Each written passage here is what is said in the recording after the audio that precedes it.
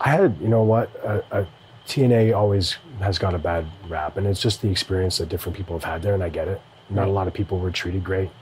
Some people were treated okay.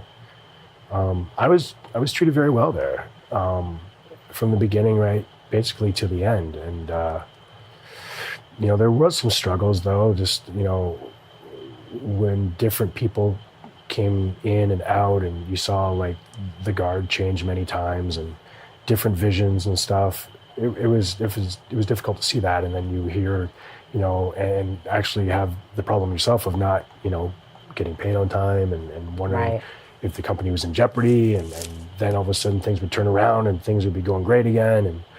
And so those were like some of the struggles, but I had more good times than bad there. And I was put in a position there where I got to work with some pretty amazing people, both in the ring and out of the ring. So, you know, you were talking about your experience with your dad and Ric Flair. Like, I had an opportunity to work with Hulk Hogan.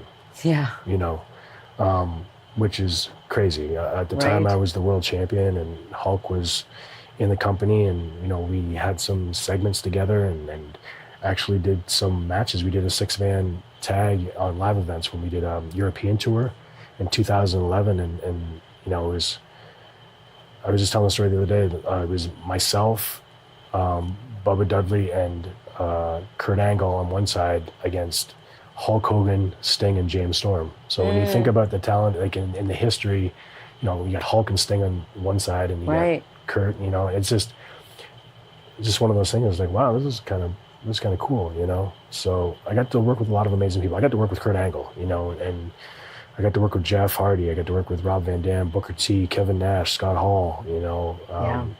Dusty Rhodes was there booking for a while. I got to meet and work with Dusty, and you know, it's just an amazing group of guys. Jeff Jarrett was a huge reason why I was there, and always treated me very well.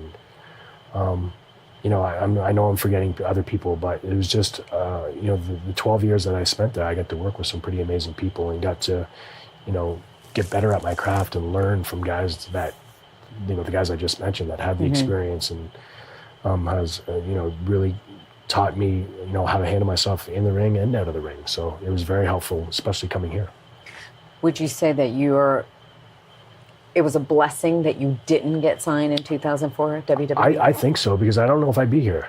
You know, I really don't know. I like to think that I would, because I think one of the reasons why I stayed in TNA so long is because I had a really good attitude, and was professional about everything, and just kind of took one day at a time, and I never got, you know, felt defeated or got frustrated.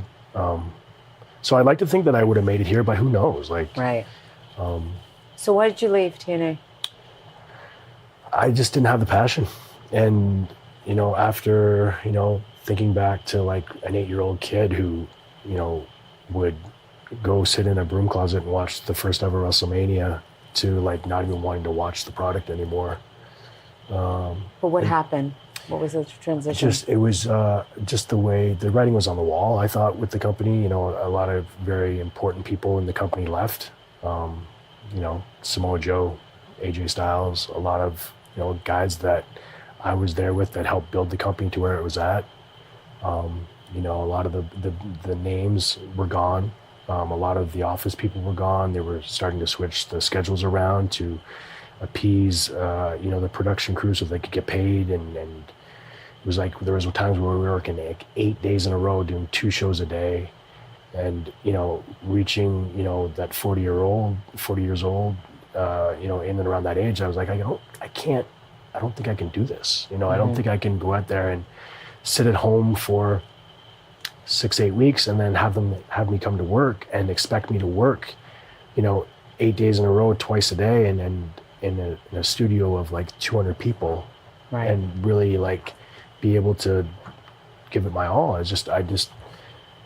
For me, just the passion was starting to go away, and it was in my mind. I was thinking, like, if I don't want to leave my house, and I don't want to go do what I've loved to do for the last, you know, 17 years, then I really have to rethink what I want to do here. Did you let your contract run out, or I still was on a contract? I had so I signed a 4-year deal. I was heading into my 4th year, and I asked for my release.